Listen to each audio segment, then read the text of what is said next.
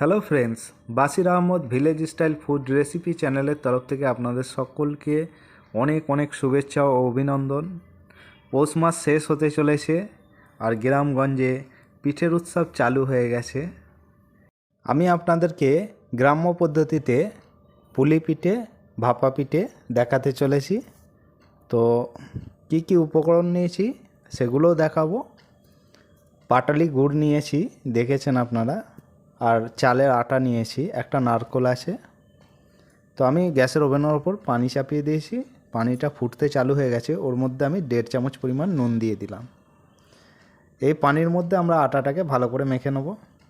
তো পানিটা ফুটতে চালু হবে, ঠিক দেখছেন কত সুন্দর টকবক করে ফুটছিল, সেই টাইমে আমি আটাটা দিয়ে দিচ্ছি। আটাটা পুরোটা দিইনি, কারণ পুরোটা দিলে মাখতে সুবিধা হবে না, মাখতে অসুবিধা হবে, সেই জন্য অল্প অল্প করে আটাটা আমি এইভাবে কাঠের হাতার সাহায্যে মাখবো। তো প্রথমে অল্প পরিমাণ দিলাম, একটু মেখে নিয়ে আবার দিয়ে দিচ্ছি অল্প পরিমাণ। তো ভিডিওটা না স্কিপ করে পুরোটা দেখতে থাকুন আর পিঠের রেসিপির মজা নিন। তো আটাটা কিভাবে মাখছি একবার ভালো করে দেখে নিন। তো এইভাবে আমি কাঠের হাতা দিয়ে অনবরত চালিয়ে আটাটাকে ভালো করে মেখে নিচ্ছি গরম পানিতে। তো ঠিক এর মধ্যে চিট ভাবটা আসবে, সেই সময় আমরা আটাটাকে নামিয়ে নেব। তো আমি অল্প অল্প করে আটাগুলো আমি ওই গরম পানির মধ্যে দিয়ে এরকম কাঠের হাতার সাহায্যে ভালো করে ঘুরিয়ে ঘুরিয়ে মেখে নিচ্ছি। আর এর মধ্যে একটা চিট ভাব আসবে, সেই চিট ভাবটা কতটা আসবে আপনাদেরকে দেখাবো। ঠিক সেই টাইমে আমি এটা নামিয়ে নেব। এই দেখুন, দেখতে পাচ্ছেন একটা বেশ রাবারের মতন, রাবার যেরকম ড্রপ খায় ঠিক সেই ধরনের একটা ভাব চলে এসেছে। তার মানে এর মধ্যে চিট ভাবটা চলে এসেছে। তো এবার আমরা এটাকে নামানোর প্রস্তুতি নেব। তো একটা লাতার সাহায্যে ধরে আমরা এটাকে নামিয়ে নিলাম। এবার একটা বড় খঞ্চার মধ্যে এটাকে আমরা ঢেলে দিচ্ছি। এবার আমাদের আটাটা মাখার কাজ হচ্ছে, এখন আমরা হাতে করে আটাটাকে মাখবো, কারণ আটাটা এখন গরম আছে। সেই জন্য একটা ঠান্ডা পাত্রে আমরা ঠান্ডা পানি নিয়ে নিচ্ছি। এই ঠান্ডা পানিতে অনবরত হাতটা ডুবিয়ে এই গরম গরম অবস্থায় আটাটাকে ভালো করে মাখতে হবে। মাখিয়ে নিয়ে দুটো ডো বানিয়ে নিতে হবে। এদিকে ঠান্ডা পানিতে হাত ডোবাবো আর এদিকে আটাটাকে মাখতে থাকবো। আটাটাকে ঠান্ডা হতে দিলে হবে না, সেই জন্য একটা পাত্রে আমি যে ঠান্ডা পানিটা নিয়েছি তাতে অনবরত হাত ডুবিয়ে গরম গরমে আটাটাকে মেখে নিচ্ছি। ঠান্ডা হয়ে গেলে আটাটা ভালো মাখা হবে না আর আমাদের পিঠেটাও ভালো হবে না। সেই জন্য এদিকে আমরা দুটো ডো বানিয়ে নিলাম, গরম গরম আটায় এইভাবে মাখিয়ে নিলাম। তো আটাটা আমি কতটা পরিমাণ নরম করেছি আপনারা দেখেই বুঝতে পারছেন। এই ডো দুটোকে ভালো করে একটু পানি দিয়ে মালিশ দেবো। এখন অবশ্য আটাটা অনেকটা ঠান্ডা হয়ে গেছে, এবার এটাকে ওই ঠান্ডা পানি দিয়ে ভালো করে মালিশ দিতে হচ্ছে। আর আটাটা দেখতে পাচ্ছেন কতটা সুন্দর নরম হয়েছে, দেখতে পাচ্ছেন হাতটা বসে যাচ্ছে। ঠিক এতটা পরিমাণ নরম করেছি, একদম খুব নরম নয় আর খুব শক্তও নয়, আর মিডিয়াম শক্তও নয়, মিডিয়ামের থেকে একটু নরম। তো এবার আমরা দ্বিতীয় ডোটাকেও ঠিক এইভাবে মালিশ দিয়ে আটাটা মেখে নেব ভালো করে।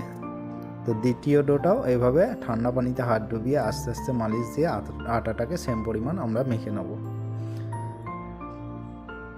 এইভাবে দুটো ডোই আমাদেরকে মেখে কমপ্লিট করে ফেলতে হবে। আর অবশ্যই আপনারা ঠান্ডা পানির সাথে রাখবেন, নাহলে কিন্তু বিপদে পড়তে হবে, আটাটাও ঠিক মতন মাখা হবে না। তো আমাদের দুটো ডোই মাখা হয়ে গেছে। এবার আমরা একটা ভিজে গামছা দিয়ে এই দুটোকে ঢাকা দিয়ে রেখে দেবো। ভিজে গামছাটা আমরা ঠান্ডা পানিতে ভিজিয়ে নিয়েছি, দিয়ে এবার এই দুটোকে ঢাকা দিয়ে দিচ্ছি, নাহলে আটাটা শক্ত হয়ে যাবে, অনেক সময় ফেটে ফেটেও যায়। তো একটা গোটা নারকোল নিয়েছিলাম, নারকোলটাকে ফাটিয়ে এবার নারকোলটাকে আমি কুড়িয়ে নেব। হাত কুড়িয়ে দিয়ে নারকোলটাকে আমরা ভালো করে কুড়িয়ে নেব। তো এই নারকোলটাকে আমরা ছাই বানাবো।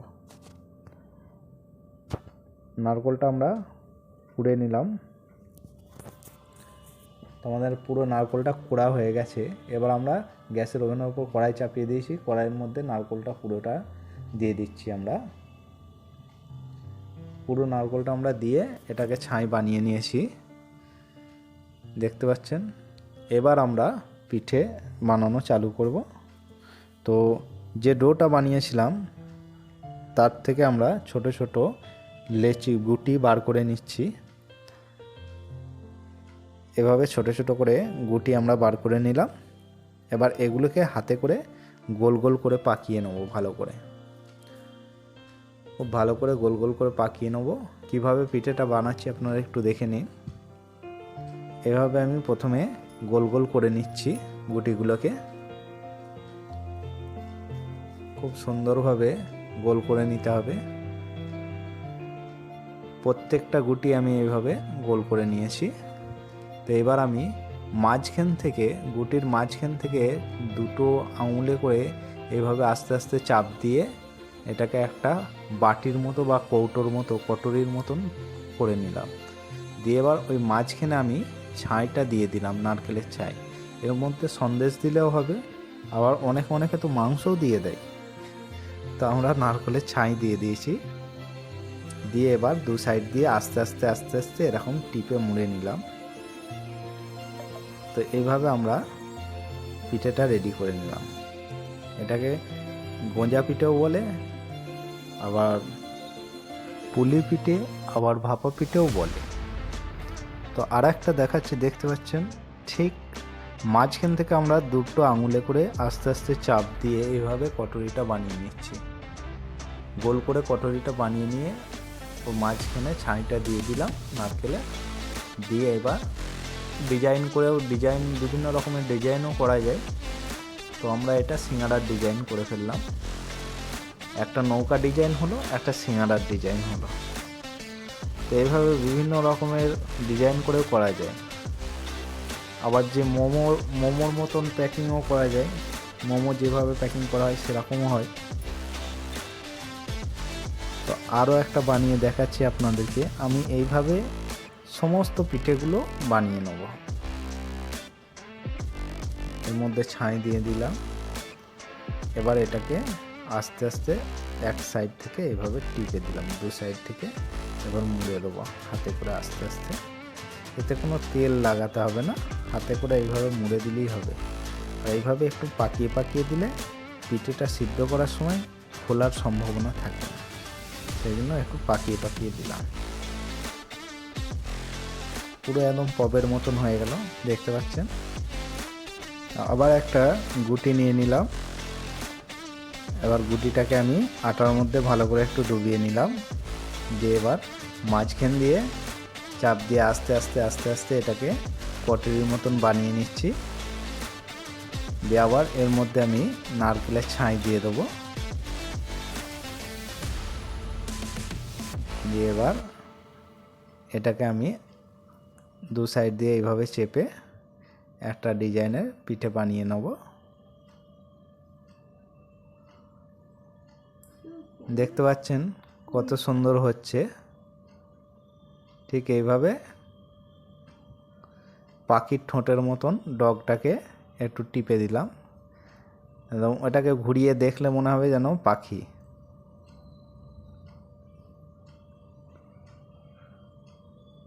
তো দেখতে পাচ্ছেন কত সুন্দর ডিজাইনটা হয়েছে। এভাবে বিভিন্ন রকমের ডিজাইন করে পিঠেগুলো বানানো যায়। তো আমি আরও একটা ডিজাইন আপনাদেরকে বানিয়ে দেখাচ্ছি। আর এই পিঠেগুলো আমি কত সুন্দর ডিজাইন করেছি আপনাদেরকে একটি প্লেটে ভালো করে দেখিয়ে দিচ্ছি। তো একটি প্লেটে আমি এই চারটে ডিজাইন তুলে নিচ্ছি। তো এইভাবে বিভিন্ন ধরনের ডিজাইন করে পিঠেগুলো বানানো যায়, আর খেতেও খুব সুস্বাদু এবং খুব মজাদার হয়। দেখতে পাচ্ছেন। এবার আমরা আর একটা ডিজাইন করে বানিয়ে নিলাম। তো বন্ধুরা, আমরা ওইভাবে সমস্ত পিঠেগুলোকে বানিয়ে নিয়েছি। এবার আমরা সিদ্ধ করে নেব পিঠেগুলো। তো কিভাবে সিদ্ধ করছি দেখে নিন। পানিটা ফুটতে চালু হয়েছে, ঠিক সেই টাইমে আমরা একটা একটা করে পিঠে ছাড়তে চালু করেছি। এর মধ্যে অনেক সময় পিঠে খুলেও যায়, ভালোভাবে না আটা থাকলে পিঠে খুলেও যায়। তো দেখতে পাচ্ছেন কত সুন্দর সিদ্ধ হয়েছে আমাদের পিঠেগুলো। এই দেখুন। এবার আমরা এটাকে একটি পাত্রের মধ্যে তুলে নেব। এবার এর মধ্যে ঠান্ডা পানি দিয়ে ওগুলোকে ঠান্ডা করে দেবো। এই যে আমাদের একটা খুলে গেছে, দেখতে পাচ্ছেন। তো এবার ঠান্ডা পানি দিয়ে আমি এটাকে ঠান্ডা করে নিচ্ছি। দিয়ে এবার একটি পাত্রের মধ্যে আমি তুলে নেবো ওইভাবে ছেঁকে। তো ওইভাবে আমি সমস্ত পিঠেগুলো গরম পানিতে দিয়ে সিদ্ধ করে নেব, তারপরে ঠান্ডা পানিতে দেবো, দিয়ে একটি পাত্রের মধ্যে আমি পিঠেগুলো ছেঁকে তুলে নেব। তাহলে আমাদের পিঠে রেসিপি রেডি হয়ে যাবে।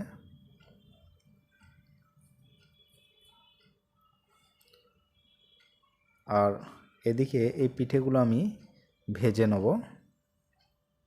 তো ভাজার জন্য আমি আলাদা করে রেখে দিলাম পিঠেগুলো। এগুলো সিদ্ধ হচ্ছে, সিদ্ধ পিঠে, আর ওগুলো হবে ভাজা পিঠে। তো দেখতে পাচ্ছেন এইভাবে আমি সিদ্ধ করে পিঠেগুলো তুলে নিলাম। এবার আবার একটি পাত্রে রেখে এর মধ্যে আমি ঠান্ডা পানি দিয়ে দেবো, দিয়ে এগুলো ছেঁকে একটি পাত্রের মধ্যে আমি তুলে নেব।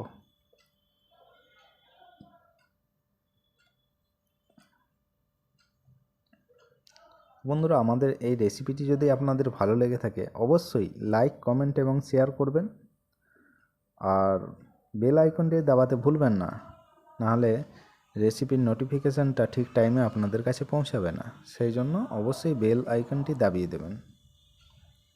আর আমাদের এই পিঠে রেসিপি আপনাদের কেমন লাগলো অবশ্যই কমেন্ট করে জানাবেন। তো এবার আমরা কড়াইয়ের মধ্যে তেল দিয়ে দিলাম।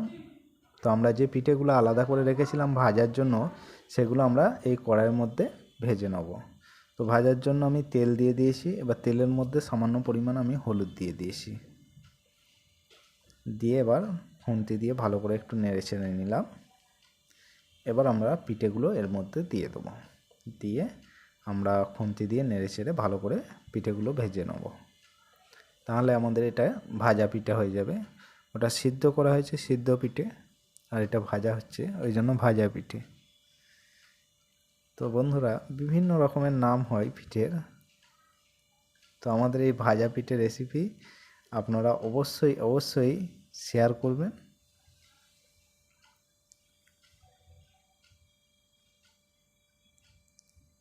দেখতে পাচ্ছেন কত সুন্দরভাবে হলুদ কালার হয়ে যাচ্ছে। এভাবে প্রত্যেকটা পিঠে আমরা উল্টে পাল্টে ভালো করে ভেজে নেব, আর নিচেতেও লাগবে না, খুব সুন্দরভাবে পিঠেগুলো ভাজা হয়ে যাবে।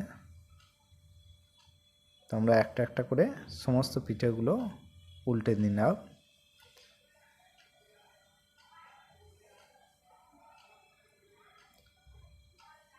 তো এইভাবে আমরা উল্টে পাল্টে পিঠেগুলো ভালো করে ভেজে নিচ্ছি।